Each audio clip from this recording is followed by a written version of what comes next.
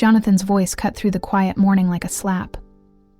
"Don't you dare touch my phone," he snapped, snatching it off the nightstand before Alicia's fingers could reach it. She stood frozen, still holding the beautifully wrapped gift box in her hands. Inside was the luxury watch he'd wanted for months, the one she'd saved for by skipping lunches and working overtime. "I was just turning off your alarm so you could sleep in," she said softly. "It's your birthday."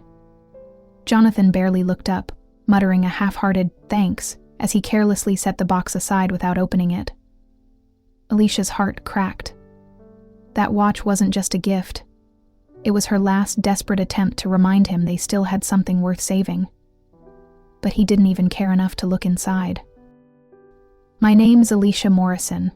I'm 25 years old, and I just realized the man I married is waiting for a promotion to leave me. Stay with me to see how I used my cybersecurity skills to turn his lies into the most unforgettable lesson of his life." 3 years ago, Alicia Morrison met Jonathan at a tech conference in Dallas. She was 22 at the time, newly certified in cybersecurity, and had just landed a job with a mid-sized tech firm. Jonathan was working in software marketing for a larger company. He was confident without being arrogant, attentive without being pushy. He listened as Alicia explained her work on penetration testing and network protection, even asking questions that showed real interest. It was refreshing.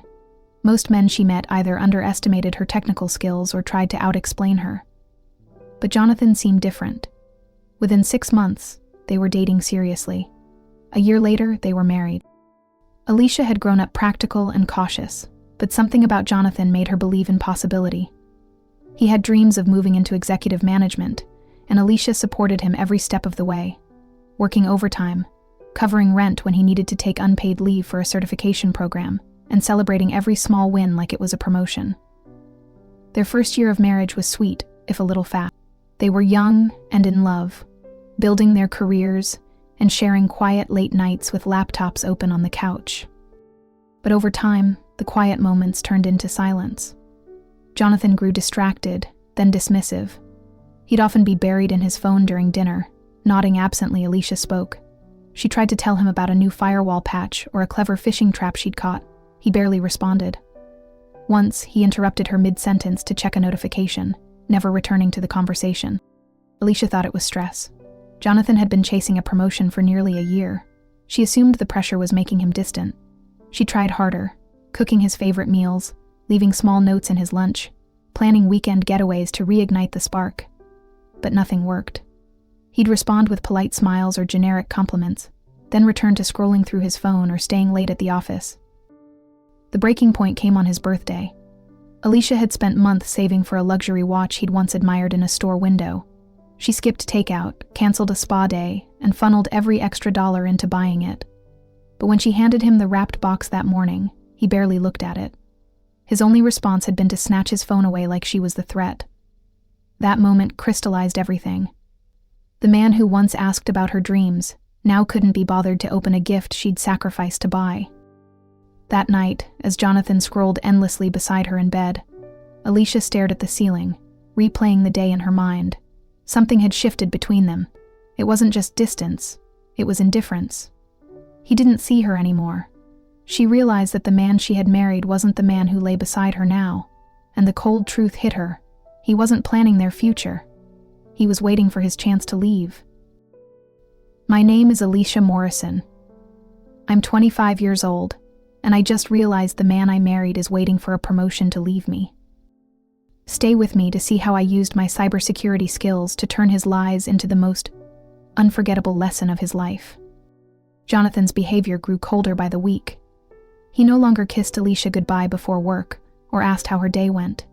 He became glued to his phone, always turning the screen away when she walked by. If she asked who he was texting, he'd shrug and mutter something about work or that she was being paranoid. He began coming home later, citing late meetings or team dinners, none of which she could verify. Alicia knew something was off, but she didn't want to jump to conclusions until the day her phone buzzed with a message from her best friend, Kate. It was a screenshot from a dating app. The man in the photo was unmistakably Jonathan. Same blue button-up, same confident smile. She had taken that photo herself during a weekend trip just weeks ago. His profile listed him as newly single, claiming he was a successful professional looking for meaningful connection. Alicia stared at the message, her heart pounding. Newly single? They had celebrated their anniversary last. That moment changed everything. But instead of confronting him, Alicia shifted into professional mode. Her instincts as a cybersecurity expert kicked in. She wouldn't accuse him without proof. She would gather evidence, calmly, methodically. She knew that if she played this right, he'd never see it coming. While Jonathan was at work the next day, Alicia accessed his laptop. She had never considered doing something like this before. It felt invasive, but her gut told her she was chasing the truth. His browser history was wiped clean, but Jonathan had made a crucial mistake. He'd left the auto-sense function enabled to their shared cloud drive. Within minutes, Alicia began sifting through files he likely didn't even know were being backed up. She found app data from 2 dating platforms, along with usernames that linked to the same profile Kate had sent. There were screenshots of conversations, some as recent as the day before. She read, "Frozen," as Jonathan flirted with other women, calling them a breath of fresh air. In one exchange, he described Alicia as too serious, always working, and in another, said he was staying in the marriage for financial reasons until his promotion went through. The betrayal cut deep, but beneath the pain, something else took shape. Clarity. Jonathan wasn't just distant or distracted. He was strategizing.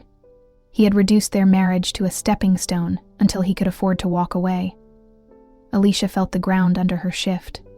She'd loved this man.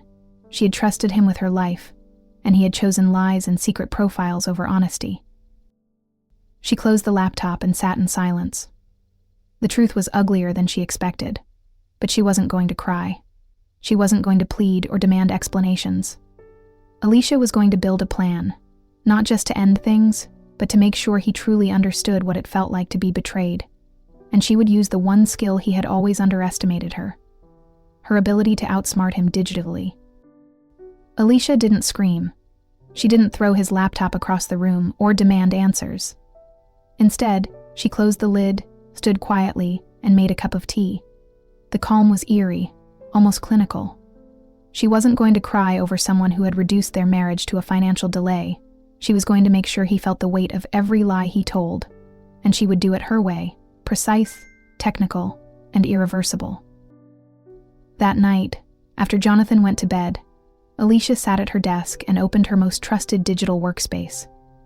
This wasn't just about exposing a cheating husband. It was about showing him that the woman he thought was boring, too focused on her career, was 10 steps ahead. She began crafting a new persona, Victoria Lawson, 26 years old, smart but not intimidating, witty, and in digital marketing. Close enough to Jonathan's industry to hold his interest, but far enough not to raise suspicion. She used an advanced AI image generator to create Victoria's appearance. Not a supermodel, but attractive in a relatable, approachable way. She even incorporated subtle features that aligned with what Jonathan had historically complimented in women. The eyes, the smile, style familiar enough to catch his attention, but altered just enough to pass scrutiny. Next came the backstory. Alicia constructed an airtight digital identity. Victoria had a LinkedIn profile, a curated Instagram account, even a plausible work history with mid-tier marketing firms just outside of Jonathan's professional circle. Every post, every caption, every connection was designed with intention. Victoria seemed like a real person, one he might actually meet at a networking event or through mutual colleagues. With everything ready, Alicia launched the dating profile on the platform where Jonathan had been most active. Within hours, Victoria's inbox began to fill with messages. But one stood out. Jonathan. He messaged Victoria with surprising confidence, his tone flirtatious and polished. "Your profile caught my attention," he wrote. "You seem different." Alicia read the words with quiet detachment. This was the same man who couldn't remember the brand of the $5,000 0-cents watch she gave him. The same man who described her as emotionally unavailable while sharing breakfast at their kitchen table every morning. Victoria replied warmly, playfully. She mirrored his communication style, dropped carefully crafted compliments, and hinted at shared values. Jonathan, predictively, took the bait. Over the next few days, their chat history grew. But Alicia wasn't just watching. She was documenting everything. Screenshots, time spent, patterns. Jonathan thought he was falling for a new woman. In reality, he was stepping into a trap laid by the very woman he had underestimated. Alicia didn't need to raise her voice or stage a dramatic confrontation. She was building a case, a lesson. And when the time came, Jonathan would learn that the boring, career-obsessed wife he dismissed was the one person he should never have crossed. Over the next 3 weeks, Alicia, using her carefully constructed alter ego Victoria Lawson, deepened her digital relationship with Jonathan. Their chats became more personal, more frequent. Jonathan began to confide in Victoria the things he never said aloud, not to Alicia, not to his friends. Every night, Alicia would sit beside her husband in silence, watching as he smiled at his phone, thinking he was building something new with someone who saw him, admired him, understood him. In truth, he was opening his heart to his own wife, who was silently documenting every word. Jonathan told Victoria how misunderstood he felt in his marriage, how Alicia had become cold and distant, how his upcoming promotion was the key to finally leaving. "I'm just waiting for the right time," he messaged one night. "Once the new role is official, I'll finally be free to start over. I didn't plan to meet someone like you, but maybe this is fate." Alicia saved the message, along with dozens of others, each more revealing than the last. The betrayal wasn't just emotional, it was strategic. He wasn't staying because of love or loyalty. He was staying because it was convenient. That was the moment Alicia knew exactly how she'd end it. Not with shouting, not with tears, but with precision, elegance, and finality. The promotion announcement was set for a Thursday. She would make that the night he'd never forget. Victoria suggested they finally meet in person to celebrate. "Let's have dinner somewhere special," she wrote. "How about Bellanote at 7 p.m.? It was Jonathan's favorite Italian restaurant, the same place where he and Alicia had once celebrated anniversaries. He eagerly agreed, excited and oblivious. The next few days were a whirlwind of planning. Alicia arranged a private table near the entrance, partially hidden, but with a perfect view of where Jonathan would sit. She enlisted Antonio, the restaurant's manager, whom she had come to know well over the years. When she explained just enough of the situation, he didn't hesitate to help. "We'll handle it discreetly," he promised. "Everything will be ready." Alicia carefully printed out the most incriminating messages, neatly organized in a manila folder. On top, she placed a set of divorce papers she'd quietly prepared in consultation with her attorney. She'd been more than fair in the terms. She didn't want drama. She wanted closure.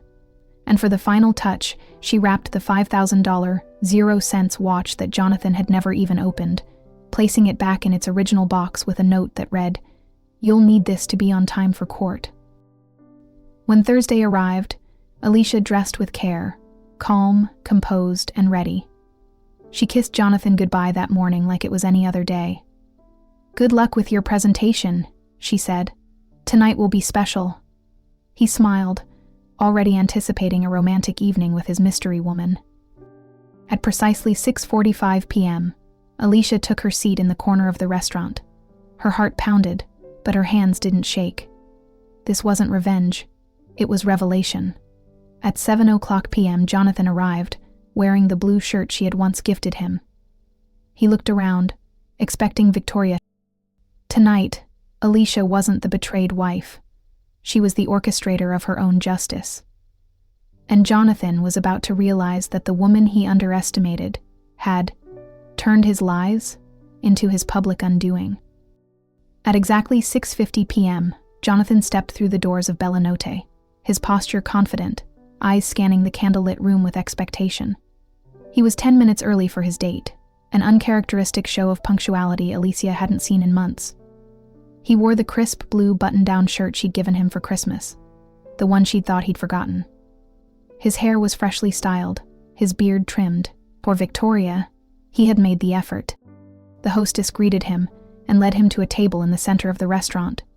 It had been chosen with care, elegant, romantic, private enough to feel intimate but visible enough for Alicia to watch from her partially hidden seat behind a large decorative plant.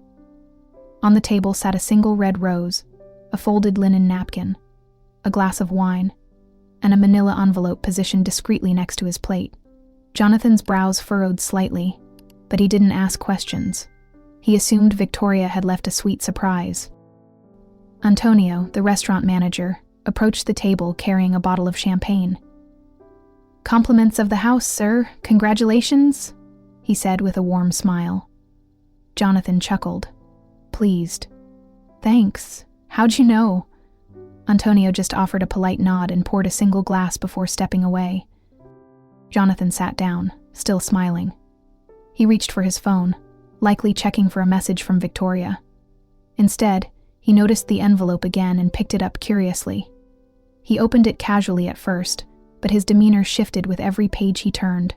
The color slowly drained from his face. He flipped through screenshots of his messages with Victoria, clipped to confessions, disparaging remarks about Alicia and cupping his future without her. His eyes darted around the restaurant, a flicker of panic in his expression. Then he pulled out the second item in the envelope, the divorce papers. His jaw tightened. He looked stunned, disoriented. And then, Antonio returned once more, this time carrying a small, elegantly wrapped gift box. "From the sender of your documents," he said, placing it on the table. Jonathan opened it with trembling hands. Inside was the watch, the same luxury timepiece Alicia had given him weeks earlier, still untouched. Attached was a handwritten note on familiar stationery. "You'll need this to be on time for your court date." Just as the weight of the moment began to fully register, Alicia stood from her corner table and walked toward him. Her steps were slow, measured. The buzz of the restaurant dimmed as a few patrons turned to observe. Jonathan's eyes widened when he saw her. "Alicia," he stammered, "what is this?" She stopped at his table and looked him in the eye. Her voice was calm, clear. "This is goodbye, Jonathan." He blinked, confused. "Wait, you're Victoria?" She shook her head slightly. "No, Victoria doesn't exist, just like the husband I thought I had." He reached for her hand. "Alicia, we can talk about this. Please, don't do this here." "I'm not here to embarrass you," she said evenly. "I'm here to end this on my terms. You've had your say. You've had your secret messages and backup plans. Now, it's my turn." She placed her wedding ring on the table beside the watch. "You wanted freedom. Now you have it." Jonathan looked around, flustered by the attention, the unraveling of his carefully curated facade. "We can fix this," he tried again, desperation rising in his voice. But Alicia had already turned. "By the way," she added as she walked away, "the watch is real, unlike your promises." She didn't look back. As she exited into the night air, the tension left her body. The cool breeze on her skin felt like a reset. No more hiding, no more pretending, no more trying to fix something that had been broken beyond repair. Behind her, the man who had once claimed to love her now sat alone, confronted with the truth of what he'd lost, and in front of her was a life not dictated by betrayal, but by strength, clarity, and freedom. The power had shifted, for good. The aftermath of that night rippled through Jonathan's life with brutal precision. Less than 48 hours after the dinner at Bellinate, Jonathan's company initiated a formal review of his conduct. Someone in HR, perhaps tipped off by an anonymous envelope that contained screenshots of his dating profiles, private messages, and proof he was engaging in unethical behavior while representing him as a serious breach of their employee conduct policy. His long-eyed promotion was immediately suspended. Within a week, it was rescinded entirely. The announcement that had once been scheduled to spotlight him as the company's rising star now passed quietly, his name omitted altogether. Colleagues began to whisper. Rumors spread fast in the tech world, and soon, recruiters stopped calling. Jonathan tried to reach Alicia. He called, he texted, he sent emails. Each message ranged from anger to sorrow to pathetic pleas. "We need to talk. You caught me off guard. I made a mistake." But Alicia didn't respond. Her silence was louder than any confrontation ever could have been. She moved out 2 days after the dinner, her belongings already packed in boxes she'd labeled weeks earlier. She left behind nothing but her wedding ring, a clean apartment, and a signed divorce agreement waiting on the kitchen table. The terms were clear: no alimony, no drawn-out legal proceedings, no claim to any of her future earnings or assets. She wanted nothing from him. Jonathan hesitated to sign at first. Then he realized the alternative was a courtroom, where Alicia's meticulously compiled evidence would be made public record. Emails, chat transcripts, dozens of screenshots showing a pattern of deception and emotional manipulation. A profile of a man who had used his wife's emotional labor and financial support as a temporary life raft while planning his exit. In the end, he signed. Alicia's lawyer filed everything promptly. The court granted the divorce with no contest. The judge commended the documentation and transparency on her end. It was over legally, emotionally, and financially. Jonathan, meanwhile, faced mounting fallout. The promotion wasn't the only casualty. A second internal investigation uncovered irregularities in his work performance, missed deadlines, poor communication, misrepresented achievements. Company placed him on unpaid leave. Several months later, he was quietly let go. No severance, no glowing references, just a silent deletion from the employee directory. His personal life didn't fare any better. Once his circle learned about the scandal, his social invitations dried up. Friends who once congratulated him on his upcoming promotion now distanced themselves. The women he'd flirted with on dating apps stopped responding when Victoria disappeared. And the truth came out. Alicia, on the other hand, thrived in the silence. She poured her energy into work and healing. Her colleagues, including Tina, rallied around her. Her quiet strength and grace under pressure only deepened their respect. She declined every one of Jonathan's attempts at reconciliation, even when he emailed to say losing everything had taught him what mattered. Alicia didn't need to reply. She had her closure the night she walked out of the restaurant. Jonathan had underestimated her, thinking she'd cry, beg, or fall apart. Instead, she rebuilt. Alone, unafraid, and with a clarity she never had while she was married to him. His betrayal had been calculated, but so had her exit. And now, as his life unraveled piece by piece, he had no one to blame but himself. Alicia's new chapter began with small, intentional choices. She found a cozy bungalow on the east side of Austin. Sunlight filtered through the kitchen window in the mornings, and the garden out back gave her a peaceful space to reset. It was the kind of home she'd once dreamed of, the kind Jonathan had dismissed as too much upheath, but Alicia found comfort in tending to something that reflected her growth. This home didn't just belong to her, it represented her. Professionally, her life took a leap forward. Tina, her colleague and now closest confidant, referred her to a private cybersecurity firm running a high-profile infrastructure protection project. The team was elite, and Alicia's name quickly gained recognition. Her meticulous attention to detail, the same quality that once helped her build a fake persona to trap a cheating husband, now protected systems that served thousands. But Alicia didn't stop at her own success. She began volunteering with a local nonprofit that mentored women in STEM careers, sharing her story. Not the scandalous details, but the transformation. She spoke about resilience, self-worth, and the importance of having a digital and emotional firewall. Young women listened intently, some of them recognizing pieces of themselves in her journey. She taught them how to protect not just their data, but their dreams. The experience was healing. Every time she helped someone find their footing, Alicia reclaimed more of her own. She no longer saw herself as the woman who'd been lied to or used. She was the woman who had used truth as her weapon, intelligence as her armor, and dignity as her escape. The watch that Jonathan never opened? She donated it to a charity auction for women's shelters. It sold quickly, funding transitional housing for 2 women and their children. When she received the thank you letter, she smiled. Not because it absolved the him, had become a lifeline to someone else. Her wardrobe changed. Her posture changed. Her laughter came easier, louder. Friends noticed.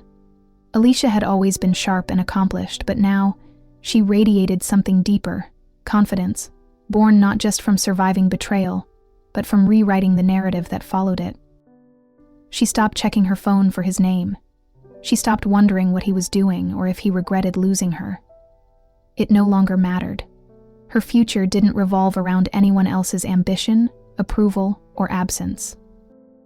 6 months after the divorce was finalized, Alicia led a cybersecurity panel at a major tech summit. As she stood on stage under bright lights, addressing an audience of hundreds, she felt something powerful settle over her. A peace, a pride, and a fierce sense of self that no one could ever take from her again.